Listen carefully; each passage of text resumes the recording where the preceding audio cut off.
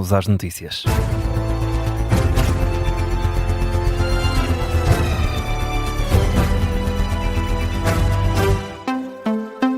Começa agora a edição da UMA com o Miguel Cordeiro. O Irão abriu o Estreito de Hormuz, mas apenas a navios com bens essenciais.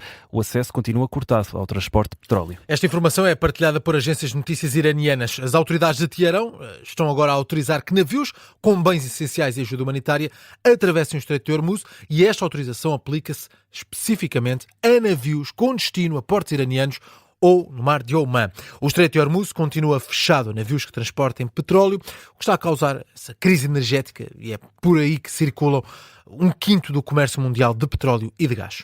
Nesse sentido, Joaquim Miranda Sarmento pede um imposto sobre lucros extraordinários das empresas do setor energético. É um de 5 ministros das Finanças da União Europeia a fazer este apelo. A notícia que marca esta manhã em Portugal, Espanha, Áustria, Alemanha e Itália, os ministros das Finanças destes países enviaram uma carta à Comissão Europeia em que pedem a criação deste imposto sobre lucros extraordinários de empresas do setor energético. No texto, os ministros das Finanças justificam este novo imposto com a necessidade de passar uma mensagem clara às empresas que estão a lucrar com as consequências da guerra no Irão. Dizem que devem fazer a sua parte, estas empresas, para ajudar os contribuintes europeus. A carta não tem muitos detalhes sobre a taxa que deve ser aplicada. Esta informação é avançada pela agência Reuters. Recordo que em setembro de 2022, para responder à crise energética que se seguiu à invasão da Ucrânia, na altura a União Europeia chegou a um acordo para um imposto de 33% sobre os lucros excessivos das empresas de energia.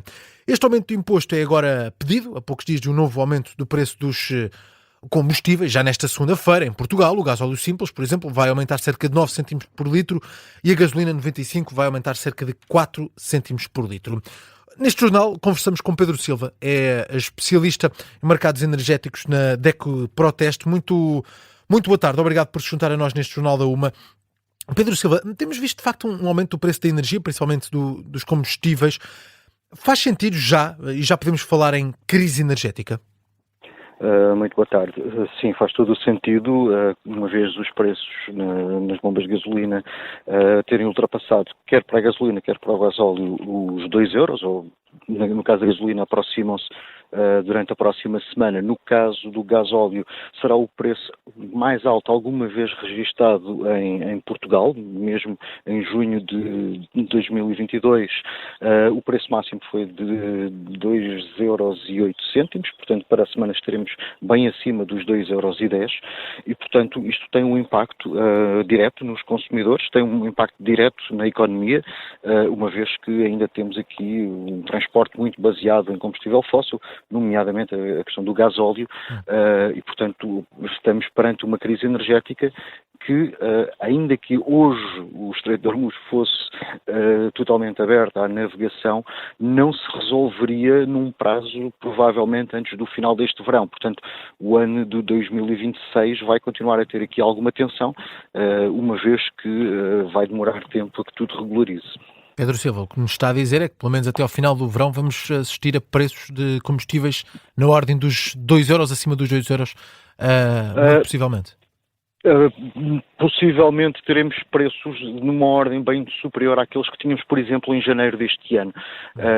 Os preços podem baixar, de facto, dos $100, caso se resolva toda esta problemática, mas depois existe aqui uma questão que é de confiança, ou seja, tem que começar a passar navios, esses navios, as seguradoras têm que começar a segurar esses navios, não poderá haver incidentes e, portanto, toda essa normalização, além de impactos que já houve nas infraestruturas e que, portanto, impactam diretamente quer na extração, quer na refinação, quer de petróleo, quer de gás natural, também têm que ser repostos. Portanto, há toda aqui uma cadeia que está afetada e que, ainda que hoje tudo voltasse a circular, não vai ser tão rápido que os preços deixam ao que existia, por exemplo, em janeiro deste ano.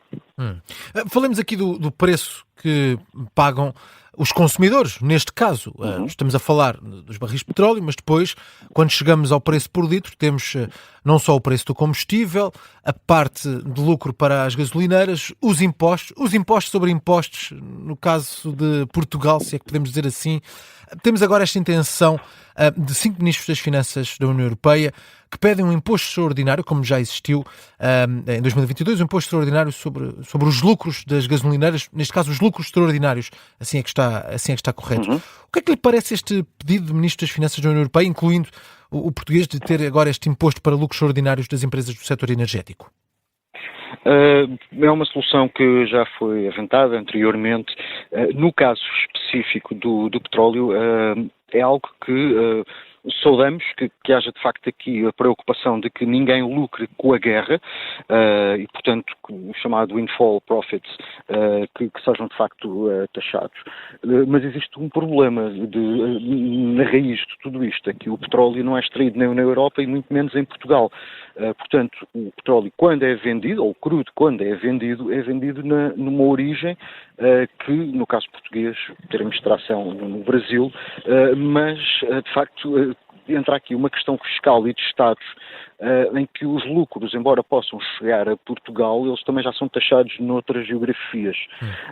E o mesmo acontece, de facto, com outras companhias petrolíferas europeias.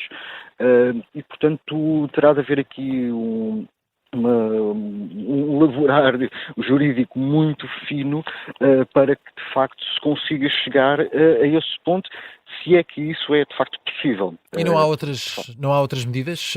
Por exemplo, o Governo não estará também a ter uma receita adicional do IVA com toda esta situação?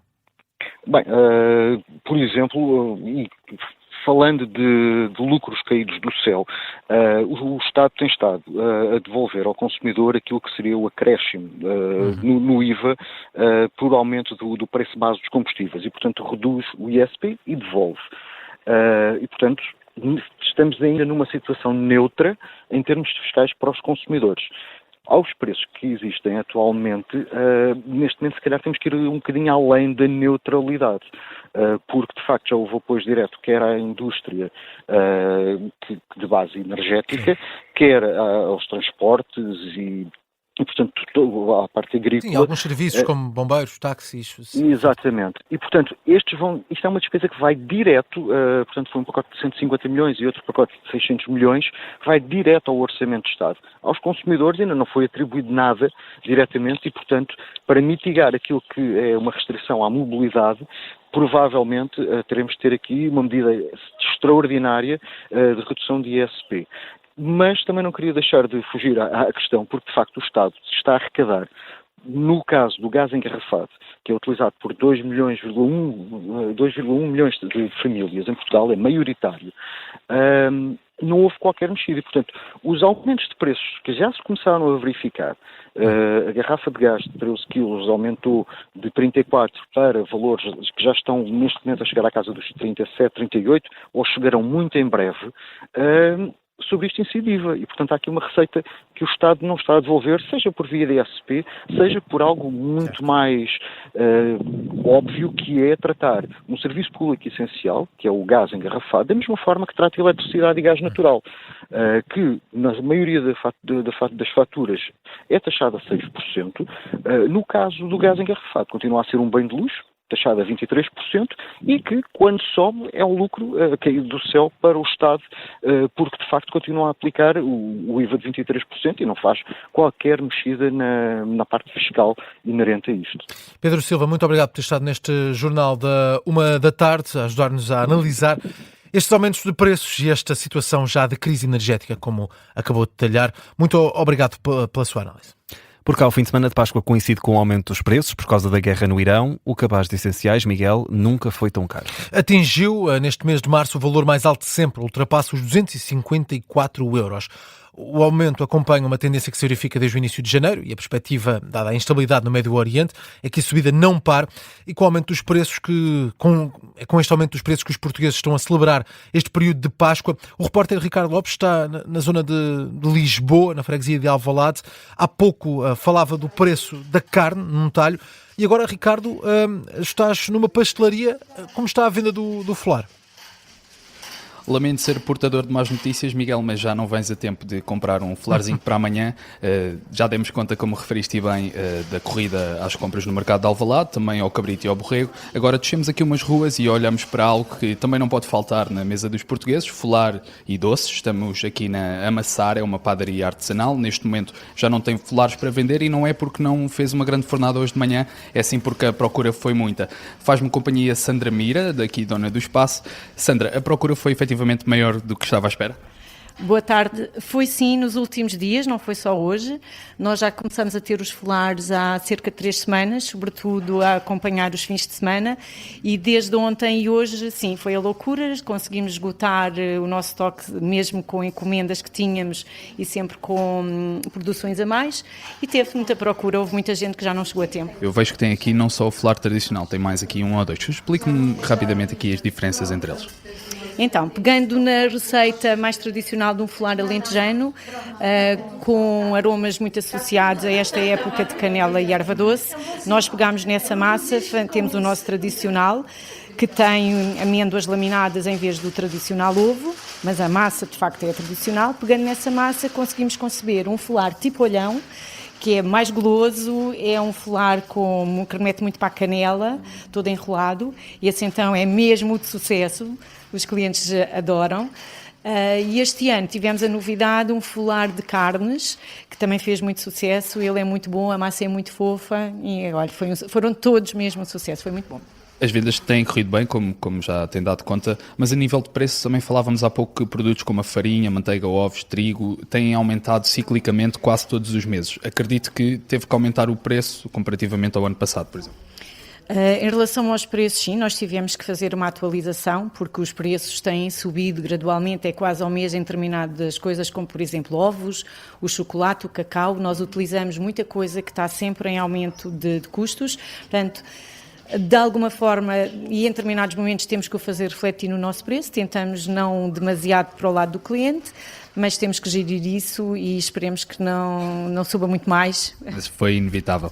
Ana Mira, muito obrigado pelo seu testemunho, dona da padaria Amassar, aqui em Alvalade. Esta manhã viu os folares esgotarem, a procura foi muita. É mais uma confirmação de que, apesar deste aumento de preço generalizado, os portugueses não abdicam em manter a tradição. Mais caro ou mais barato continua a corrida aos produtos tradicionais da Páscoa.